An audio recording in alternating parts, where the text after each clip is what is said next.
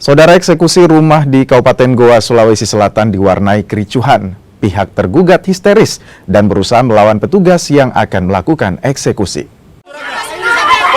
Kericuhan terjadi saat jurusita Pengadilan Negeri Sungguh Minasa, Kabupaten Goa melakukan eksekusi terhadap bangunan rumah permanen seluas 9 are di Kelurahan Limbung, Kecamatan Bajeng, Goa, 10 Februari 2025. Pihak tergugat menolak rumah yang ditinggalnya selama puluhan tahun dieksekusi. Tergugat bahkan berusaha melawan petugas jurusita pengadilan dan juga pihak keamanan. Untuk ini dimenangkan oleh pihak pemohon eksekusi, yaitu Kusi dan Lima. Ini dari tingkat Mahkamah Agung atau seperti Untuk perkara ini sendiri sudah bergulir di tingkat PN, tingkat PT, tingkat kasasi, dan tingkat PK. untuk kemenangan penggugat ini sendiri Pak, di tingkat PK atau apa?